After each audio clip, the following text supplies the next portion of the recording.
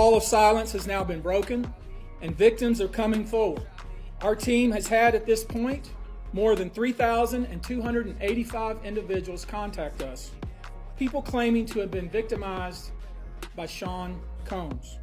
After vetting, we now represent 120 individuals who intend to bring civil claims in civil court against Sean Diddy Combs. Diddy is facing a jaw-dropping 120 new charges because, 119 just didn't cut it, with over 3,285 victims and even allegations involving minors. It seems the drama never ends.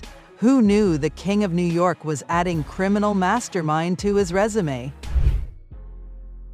There is a third arrest that is coming with an affidavit that I have already released. I am telling you, we know that it's coming. I knew it was coming when I made sure there were sworn and legal affidavits already ready 6 to 8 months ago. The world is going to crumble when they see this next arrest. In the meantime, there's going to be deaths, distractions, and fires to hide evidence. Watch for it. Stay tuned, folks, as we learn more about how the man who once made Bad Boy for Life a thing is now apparently making headlines for all the wrong reasons. Who's ready for the next episode? Now I sat down again with Adrian English as she revealed even more shocking information that will leave you absolutely floored. She revealed all of the major celebrities, presidents, and royalty that Diddy trafficked her to. She also revealed some dark secrets about Diddy's mom. Now this is an interview that you definitely don't want to miss. Will Ali Carter's affidavit finally expose Diddy's darkest secrets? With every twist and turn, it seems we're one step closer to the third arrest. The drama continues to unfold. And this affidavit could be the game changer everyone's been waiting for. As the charges pile up and the stakes grow higher, Diddy's carefully curated public image may be on the verge of collapsing. Will the truth finally come to light? Or is this just another chapter in the never-ending saga? Y'all were nowhere around, so it's just interesting that it draws emotion from you guys, and you weren't even there, and we actually lived it, and we have to explain ourselves and beg for y'all to believe us. It's interesting. Now peeps, for all of you who've seen part 1 of my viral interview with Adrian English, where she sat down for an exclusive tell-all, this is part 2. And if you hadn't had the pleasure of seeing part 1, make sure you watch it right after this video. We all know Diddy throws some wild parties, but according to our very reliable source, things get a bit too exclusive. From royal families to A-list celebrities, Adrian English revealed she was allegedly introduced to a list of famous faces who weren't exactly known for their community outreach. I mean, who wouldn't want to hang out with royalty, right? But maybe not in these circumstances. Some of them were allegedly more royal than others. All of a sudden, I'm a stripper, I'm a P-star, like, on my mind, I just black out and I'm that. I'm She Diddy. Oh, wow. You know, Orlando Brown running around like I'm Puff. He not really act like it to everybody else. Everybody looking like he want attention, like he wilding, like. But it's something about when he drugged you that he stood over you, like infusing himself into you while you laid there unconscious, and it's like it became a part of you.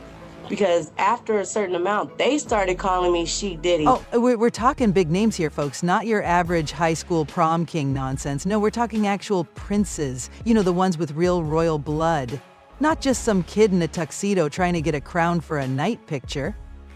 This, you're at a Diddy party living it up, and then bam, Prince Charming strolls in. You can almost hear the royal trumpets, right? Because why wouldn't you find a prince at a hip-hop MELS bash?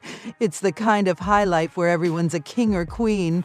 Well, except for the people not actually related to royalty. Everything's just so relative. When you're partying with the elite, haha.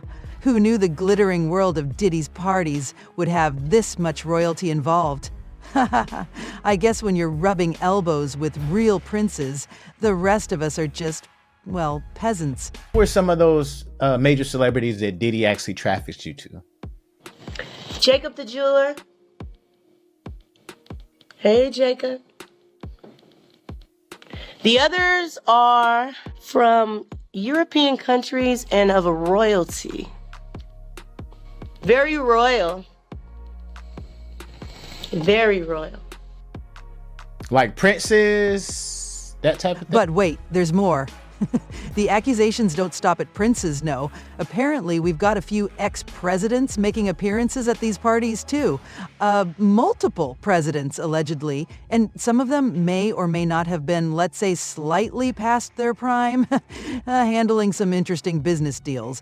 Now, I'm not a historian, but I don't remember learning about these presidential connections in any textbook. Named Ashley Parham says this came as a retaliation for a comment she made about Diddy's alleged involvement in Tupac Shakur's murder. And she has agreed to allow her name to be made public. Let's be real clear about that. She is going public with her name. The lawsuit claims that Combs, along with several accomplices, assaulted Parham in March 2018. Parham had previously expressed her belief that Combs was connected to Tupac's death, which reportedly prompted Diddy to threaten her. She says she believed that Diddy had something to do with the murder of Tupac Shakur and said as much. But wait, there's more. It wasn't just about getting the dirt on people at the parties. No. Adjeret claims that these bizarre spiritual goals had a much darker twist. At one point, she says Diddy allegedly arranged for young girls to be paraded around in disturbing situations. We're talking about one 11-year-old being photographed like a trophy, and that's not even the worst of it. The whole thing sounds more like a scene from a horror movie than a glamorous Hollywood bash. Like, man, she act like Diddy. She just like Diddy. And hence, she Diddy for the last 20 years.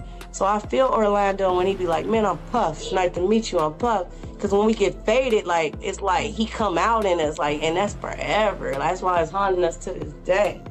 How do you think he was able to, but besides all the things you guys were laced with, you think he put maybe his DNA or something kind of strange into that concoction? Yeah, the reason why he like to take, we have a chakra in our anus, guys and girls, and your chakra is a pathway to your soul. And for all the wild stories A is telling, it seems like some big names started realizing something was wrong.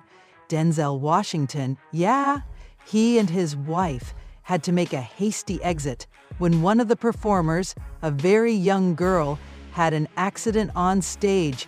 The tension was so thick, Denzel reportedly confronted Diddy, and boom, the party was over. Guess even Hollywood legends have their limits when it comes to what they'll tolerate. Happy birthday. Keep going. Happy birthday to Daddy. Keep going, love.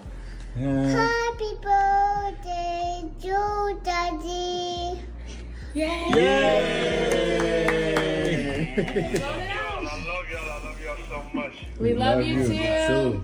Love you, Pastor. I can't wait to see y'all. Can't wait to see y'all. And I just want to say I'm proud of y'all, especially the girls. All of y'all, but just for being strong. Ashley Parham, in a bold display of courage, or maybe sheer disbelief, has decided to go public with her lawsuit against Diddy, claiming mistreatment after making the shocking connection between him and Tupac Shakur.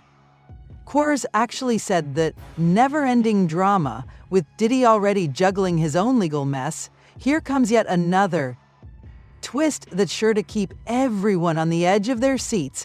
Because, of course, when you're dealing with high-profile figures, why not throw in a bit of tragedy, mystery, and mistreatment? Allegations for good measure. The tension continues to rise, and who knows, maybe this is just the beginning. Grab your popcorn, folks, because the saga of Diddy, Tupac, and now Ashley Parham is getting juicier by the day. Thank y'all for being strong, and thank y'all for being by my side and supporting me. I love y'all. I got the best family in the world. My birthday, I'm happy. Thanks to y'all giving me this call. Thank you very much. I love y'all. We love you more too. Can't wait to see you in a couple of days. I'll see y'all in a couple of days. Say it again. What you say? I love you, Daddy. Yeah. I love you too, baby. I want to cry. So Gene kicks things off by slamming Diddy for having his kids call him from prison, singing him happy birthday. Apparently this whole family love moment was just a scheme to pull up people's heartstrings. Gene's not buying it. He thinks Diddy's playing the sympathy card and using his own kids in the process. Classic Diddy move. Huh? Get your kids on the phone and have them perform for the cameras. When she used to do her little modeling thing with her little ladies of the night, the little wild parties. When she gave that up, I don't think she was in the business. I don't think she was in the business to know exactly where the money's going, how's coming in, who she taking it from. He was just doing it and putting it and had the authority to put it in her. Then Gene goes on to say that if Diddy really cared, he wouldn't have made such a public spectacle of the whole thing. He's saying that Diddy's narcissism is so strong, he'd go to any lengths to manipulate the situation, even if it means putting his kids through the ringer for the world to see. Gene's not feeling it at all, and makes it clear that this whole thing feels fake, just a sad attempt to win back public favor. I want to cry, because this motherfucker is such a narcissist, he would put his kids through that type of shit, and then want to post something like that, like he gonna get some sympathy from somebody. People ain't sympathizing with him. And he gonna use the kids like that so they can gain sympathy. That shit is crazy to me, bro. You understand? If it was really sincere, it would nothing that the world would need to see. And then just when you think it can't get worse, Gene brings up how Diddy's kids will have to grow up without their dad. And it's not just the emotional toll on the kids. Oh no, he's also calling out Diddy for posting this whole charade for everyone to see. Apparently, it's all just for show. He's making his kids go through it and making sure the cameras are rolling for added effect. Judge in Diddy's case is calling an emergency hearing today because not only was he caught with notes that had plans to bribe, extort, and threaten the victims and the witnesses in his trial. Allegedly, he also had escape plans on there. It's being reported. What is happening? Now, Gene adds some extra spice to this story. Did she know about the freak-offs? According to Gene, oh, she knew. He brings up a time when Diddy himself said, "When I throw a party, I need an ambulance outside." Huh. Yeah, you read that right, ambulance. Apparently people needed IVs just to survive Diddy's parties. Gene also recalls a very special moment Diddy and his mom kissing on the lips at one of these infamous parties, both of them hooked up to IVs. Classy, right? But hey, it's all just a big alleged thing. But you gotta wonder. You understand what I'm saying? Right, but let me ask you this. Do you think she knew what he was doing? I believe she knew he was doing the freak-offs. But do I believe she knew he was